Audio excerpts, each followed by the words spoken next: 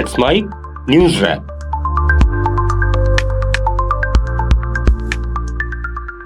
Let's spike news wrap में अब सुनते हैं दिन भर की अहम खबरें सिर्फ 10 मिनट में। भारतीय सेना ने ऑपरेशन महादेव के तहत श्रीनगर के लिडवास इलाके में छिपे 3 पाकिस्तानी आतंकियों को ढेर कर दिया। चिनार कॉर्प्स ने एक्स पर यह जानकारी दी। मारे गए आतंकियों में पहलगाम हमले का मुख्य आरोपी हाशिम मूसा भी शामिल है, जबकि दूसरा 2024 के सोनमर्ग सुरंग प्रोजेक्ट पर हुए हमले में शामिल था। न्यूज एजेंसी पीटीआई के मुताबिक सेना के अधिकारियों ने इसकी पुष्टि कर दी है कि मारा गया आतंकी हाशिम मूसा ही था। आतंकियों के पास से अमेरिकी M4 कार्बाइन, AK-47, 17 राइफल और ग्रेनेड्स मिले हैं। कुछ और संदिग्ध सामान भी बरामद हुआ है। इलाके में सुरक्षा बलों की तैनाती बढ़ा दी गई है। लोकसभा में ऑपरेशन सिंदूर पर चर्चा जारी रही। इस दौरान विदेश मंत्री एस जयशंकर ने ट्रंप के सीज फायर दावे पर कहा कि 22 अप्रैल से 17 जून तक ट्रंप और प्रधानमंत्री मोदी के बीच बातचीत नहीं हुई। किसी भी स्टेज पर अमेरिका से चर्चा के दौरान व्यापार पर बात नहीं हुई। इस बात पर विपक्ष ने हंगामा किया। ये देखते हुए अमित शाह बीच में उठे और कहा कि भारत का विदेश मंत्री यहां बयान दे रहा है, पर विपक्ष को उन पर भरोसा नहीं है, किसी और देश पर भरोसा है। विदेश मंत्री पर भरोसा क्यों नहीं करते, इसलिए विपक्ष में बैठे हैं और 20 साल वहीं पर बैठेंगे। Secondly, there was no call between the Prime Minister and President Trump from the 22nd of April when President Trump called up to convey his sympathy, and the 17th of June when he called up Prime Minister in Canada to explain why he could not meet. So I would again, मैं इसको दोहराता हूँ, 22 अप्रैल से 17 जून तक। माननीय अध्यक्ष जी, मेरी एक बात की आपत्ति है। भारत देश का शपथ लिया हुआ विदेश मंत्री यहाँ स्टेटमेंट कर रहा है, उस पर भरोसा नहीं है, उनको किसी और देश पर भरोसा है। मैं समझ सकता हूँ उनकी पार्टी में विदेश का महत्व क्या है। इससे पहले रक्षा मंत्री राजनाथ सिंह ने चर्चा की शुरुआत करते हुए कहा कि हमने आतंकियों को उनके घर में घुसकर मारा। सेना ने आतंकियों से हमारी माताओं बहनों के सिंदूर का बदला लिया। हमारा मकसद आतंकी ठिकाने तबाह करना था और सेनाओं ने अपना लक्ष्य हासिल किया। हमने किसी के दबाव में पाकिस्तान से सीज फायर नहीं किया। सुप्रीम कोर्ट ने बिहार में चुनाव आयोग की विशेष गहन मतदाता सूची पुनरीक्षण यानी SIR पर फिलहाल रोक लगाने से इनकार किया है। कोर्ट ने चुनाव आयोग को सुझाव दिया कि वो SIR प्रक्रिया में आधार कार्ड और वोटर ID को पहचान के वैध दस्तावेज के रूप में शामिल करने पर विचार करे। ये फैसला बिहार में SIR को लेकर दायर याचिकाओं की सुनवाई के दौरान आया, जिसमें कांग्रेस, राजद और TMC समेत कई विपक्षी दलों ने आयोग के फैसले को चुनौती दी थी। कोर्ट ने सभी पक्षों से अपनी दलीलें पेश करने का समय बताने को कहा है। अगली सुनवाई की तारीख मंगलवार को तय होगी। इस बीच SIR मुद्दे पर RJD नेता तेजस्वी यादव ने कहा कि SIR की प्रक्रिया लगभग पूरी हो गई है, लेकिन किस हिसाब से इस प्रक्रिया को पूरा किया गया, जितनी धांधली हुई, शायद ही कभी ऐसा हुआ हो। तो हम लोगों ने साफ इलेक्शन कमीशन से बार बार आग्रह किया है कि भाई जो वोटर लिस्ट जो है वो निष्पक्ष होना चाहिए।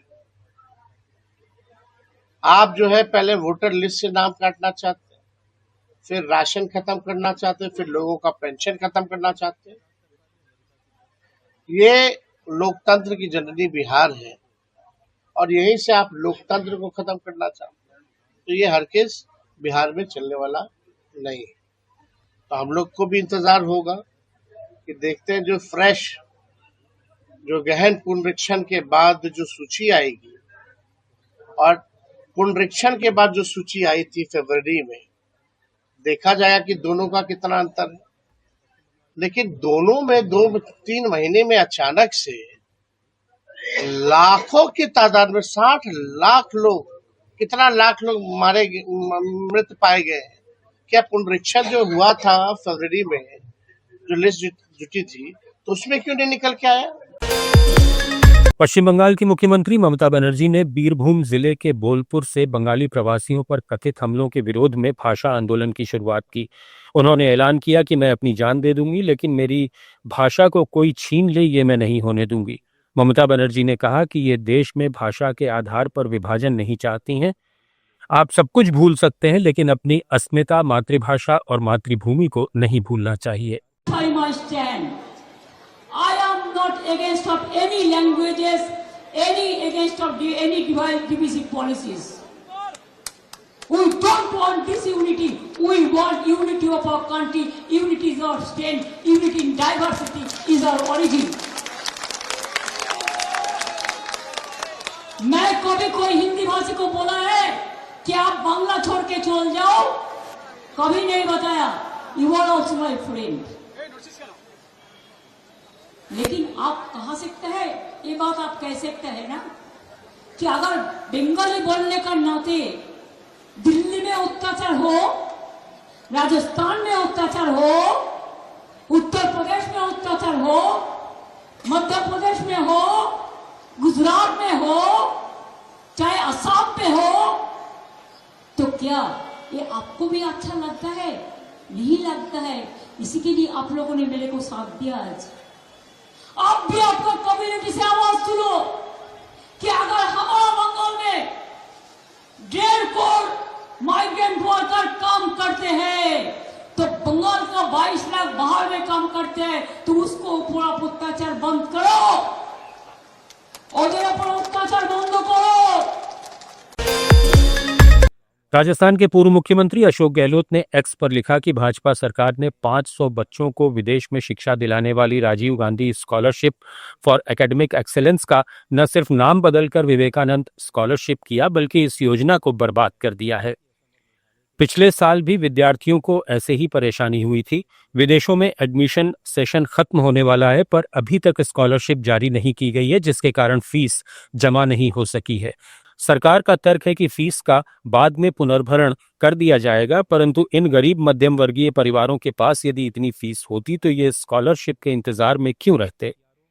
मुख्यमंत्री भजनलाल को तुरंत इस विषय पर ध्यान देना चाहिए, जिससे इन युवाओं का भविष्य बर्बाद होने से बच सके।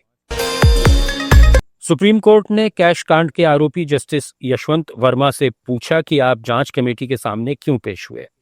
क्या आपने पहले वहां से फैसला अपने हक में लाने की कोशिश की?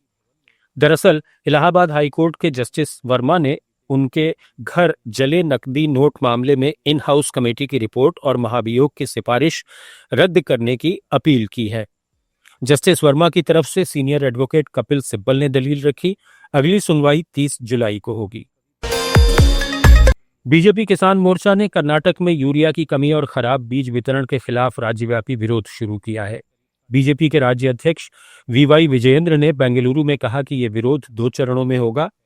उन्होंने कांग्रेस सरकार पर किसानों को घटिया बीज देने और खाद की कमी के लिए जिम्मेदार ठहराया।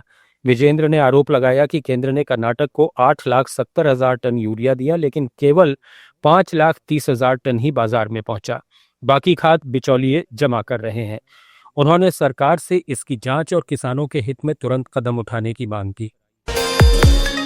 आंध्र प्रदेश के मुख्यमंत्री एन चंद्रबाबू नायडू ने सिंगापुर में सिंगापुर हाउसिंग डेवलपमेंट बोर्ड से अमरावती में शहरी आवास परियोजनाओं के लिए सहयोग मांगा है। अपनी सिंगापुर यात्रा के दौरान उन्होंने कहा कि अमरावती के लिए मास्टर प्लान सिंगापुर के सहयोग से ही तैयार किया गया है। विश्व बैंक भी इस निर्माण प्रक्रिया में मदद कर रहा है। इस सहयोग से अमरावती में आधुनिक आवास सुविधाएं विकसित होंगी। नायडू ने सिंगापुर की शहरी नियोजन और बुनियादी ढांचे की तारीफ की और इसे आंध्र प्रदेश के लिए प्रेरणा बताया। कांग्रेस सांसद शशि थरूर ने कहा है कि उन्हें राजनीति में आने का कोई पछतावा नहीं है। तिरुवनंतपुरम में एक साहित्य पुरस्कार समारोह में उन्होंने कहा कि वे उम्र के कारण मजबूर नहीं होने तक राजनीति नहीं छोड़ेंगे। राजनीति में नीतियां बनाकर लाखों लोगों के जीवन पर असर डाला जा सकता है। समारोह में फिल्म निर्माता अदूर गोपालकृष्णन ने थरूर को साहित्यिक योगदान के लिए पुरस्कृत किया। साथ ही डायबिटोलॉजिस्ट डॉक्टर बंशी साबू को पी केशवदेव डायबस्क्रीन केरल पुरस्कार से सम्मानित किया गया। थरूर ने लेखक केशवदेव की साधारण लोगों के जीवन को उजागर करने वाली साहित्यिक रचनाओं की प्रशंसा की। न्यूज रैप में फिलहाल इतना ही। जुड़े रहिए लेट्स माइक के साथ। आप सुन रहे थे let's mike more than radio. Follow कीजिए हमें हमारे सोशल मीडिया प्लेटफॉर्म्स पर।